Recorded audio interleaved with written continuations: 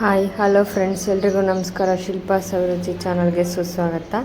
ಇವತ್ತು ಅನ್ನ ಸಾಂಬಾರು ಜೊತೆಗೆ ನೆಂಚ್ಕೊಳ್ಳೋಕ್ಕೆ ಉಪ್ಪಿನಕಾಯಿ ಇಲ್ದಿದ್ದಾಗ ಈ ಥರ ಮಾಡಿಟ್ಕೊಂಡ್ರೆ ಬೇಗ ಪಟ್ಟಂತ ಎಣ್ಣೆಗೆ ಹಾಕಿ ಕರೆದ್ರೆ ಮಜ್ಜಿಗೆ ಮೆಣಸಿನ್ಕಾಯಿ ಮಾಡ್ತೀವಲ್ಲ ಅದೇ ಥರನೇ ತರಕಾರಿಗಳು ಹಾಕಿ ಮಾಡ್ತಾಯಿದ್ದೀನಿ. ಒಂದು ಸೈಡ್ ಡಿಶ್ಶು ನೋಡಿ ಹೇಗೆ ಮಾಡೋದಂತ ನೋಡೋಣ ಬನ್ನಿ. ಫಸ್ಟು ಅದಕ್ಕೂ ಮೊದಲು ಯಾರ್ಯಾರು ನಮ್ಮ ವಿಡಿಯೋ ನಮ್ಮ ಚಾನಲ್ ನೋಡ್ತಾ ಇದ್ದೀರೋ please subscribe to my channel ಮತ್ತು ಕೊನೆವರೆಗೂ ವಿಡಿಯೋ ನೋಡಿ ಸಪೋರ್ಟ್ ಮಾಡಿ, ನಿಮ್ಮ ಫ್ರೆಂಡ್ಸು ಫ್ಯಾಮಿಲಿಗೆ ಶೇರ್ ಮಾಡಿ. ಫಸ್ಟು ಸ್ವಲ್ಪ ಜವಳಿಕಾಯಿ, ಬೀನ್ಸು ಮತ್ತು ತೊಂಡೆಕಾಯಿ ತೊಗೊಂಡಿದ್ದೀನಿ. ಇವಿಷ್ಟೂ ಚೆನ್ನಾಗಿ ತೊಳ್ಕೊಬೇಕು. ತೊಳೆದು ಸ್ವಲ್ಪ ಉಪ್ಪಾಕಿ ತೊಳೆದ್ರೆ ಇನ್ನೂ ಚೆನ್ನಾಗಿರುತ್ತೆ. ಉಪ್ಪಾಕ್ಬಿಟ್ಟು ತೊಳಿಬೇಕು. ಆಮೇಲೆ 2 ಸಲ ತೊಳಿಬೇಕು. ಆಮೇಲೆ ತೊಳೆದು ಎತ್ತಿಟ್ಕೊಳ್ಳೋದು. ಇದಕ್ಕೆ ಸ್ವಲ್ಪ ಮೊಸರು ಬೇಕು, ಇಲ್ಲ ಮಜ್ಜಿಗೆಗಾದರೂ ಹಾಕ್ಕೋಬೋದು. ಮಜ್ಜಿಗೆ ಸ್ವಲ್ಪ ಮಂದ ಮಾಡಿಬಿಟ್ಟು ಹಾಕ್ಕೋಬೋದು. ನಾನು ಮೊಸರು ಹಾಕ್ತಾಯಿದ್ದೀನಿ. ಇಷ್ಟ ಇದ್ದವರು ಸ್ವಲ್ಪ ಮೊಸರನ್ನು ಹಾಕ್ಕೊಂಡ್ರೆ, ಗಟ್ಟಿ ಮೊಸರು ಹಾಕಿ ಕಲಸಿದ್ರೆ ಉಪ್ಪು ಜೊತೆಗೆ ಮೆಣಸಿನ ಪುಡಿ ಹಾಕಬೇಕು. ಆಮೇಲೆ ಜೀರಿಗೆ ಪುಡಿ ಹಾಕಬೇಕು. ಜೀರಿಗೆ ಫ್ಲೇವರ್ ಬೇಕು ಅನ್ನೋರು ಜೀರಿಗೆ ಪುಡಿ ಹಾಕ್ಕೊಳ್ರಿ. ನಾನು ಇಲ್ಲಿ ಉಪ್ಪು ಮತ್ತು ಮೆಣಸಿನ ಪುಡಿ ಇರುತ್ತಲ್ಲ, ಪೆಪ್ಪರ್ ಪೌಡ್ರು, ಅದನ್ನು ಕುಟ್ಬಿಟ್ಟು ಮೆಣಸನ್ನು ಕುಟ್ಟಿ ಹಾಕ್ತಾಯಿದ್ದೀನಿ. ನೋಡಿ, ಫಸ್ಟು ಮೊಸರು ಹಾಕಿದ್ದೀನಿ. ತರಕಾರಿನ ತೊಳೆದು ಸೈಡಲ್ಲಿ ಎತ್ತಿಟ್ಕೊಂಡಿದ್ದೀನಿ. ಮೊಸರು ಹಾಕಿದೆ. ಇವಾಗ ಸ್ವಲ್ಪ ಉಪ್ಪು ಜಾಸ್ತಿ ಹಾಕಿದ್ರೆ ಉಪ್ಪು, ಹುಳಿ, ಖಾರಕ್ಕೆ ಮೆಣಸಿನ ಪುಡಿ ನೋಡಿ, ಜೀರಿಗೆನೂ ಹಾಕ್ತಾಯಿದ್ದೀನಿ. ಮತ್ತು ಮೆಣಸಿನ ಪುಡಿ ಹಾಕೋದು. ಈ ಥರ ಕುಟ್ಟಿ ಪುಡಿ ಮಾಡಬೇಕು. ಪೌಡ್ರ್ ಇದ್ದರೆ ನೀವು ಪೌಡ್ರನ್ನು ಹಾಕ್ಕೋಬೋದು. ಉಪ್ಪು ಹಾಕಿದ್ದಾಗಿದೆ. ಇವಾಗ ಜೀರಿಗೆ ಪುಡಿ ಹಾಕ್ತಾಯಿದ್ದೀನಿ, ಕುಟ್ಟಿ ಪುಡಿ ಮಾಡಿರೋ ಅಂಥದ್ದು.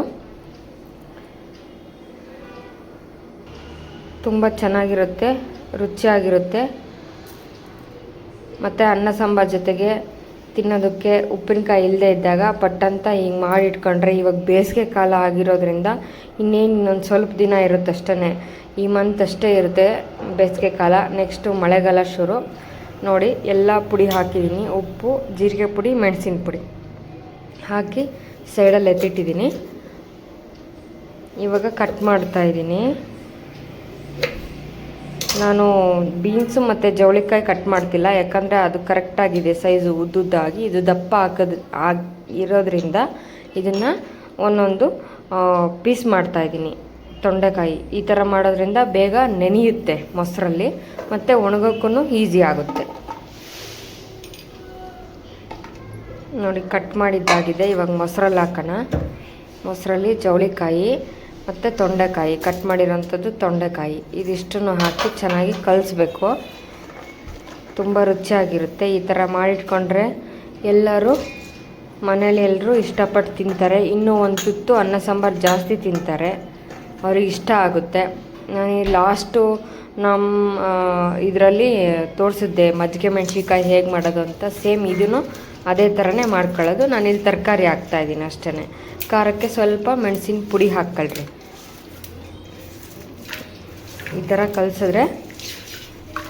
ಕಲಿಸ್ಬಿಟ್ಟು ಚೆನ್ನಾಗಿ ಬೆರಿಬೇಕು. ಅದು ಒಂದಕ್ಕೊಂದು ಉಪ್ಪು, ಖಾರ, ಜೀರಿಗೆ ಎಲ್ಲ ಬೆರಿಬೇಕು. ಬೇಕಂದರೆ ನೀವು ಇಲ್ಲಿ ಓವಿನ ಕಾಳು ಬರುತ್ತಲ್ಲ, ಅದನ್ನು ಉಜ್ಜಿಬಿಟ್ಟು ಇಲ್ಲಾಂದರೆ ಕುಟ್ಟಿ ಪುಡಿ ಮಾಡಿ ಹಾಕ್ಕೋಬೋದು. ಇನ್ನೂ ಟೇಸ್ಟು ಸೂಪರಾಗಿರುತ್ತೆ ಇದ್ರದ್ದು. ನೋಡಿ, ಈ ಥರ ಮಾಡಿಬಿಟ್ಟು ಒಂದು ರಾತ್ರಿ ಬಿಡೋದಷ್ಟೇ. ಚೆನ್ನಾಗಿ ಅದು ಮೊಸರಲ್ಲೆಲ್ಲ ನೆನೆಯುತ್ತೆ.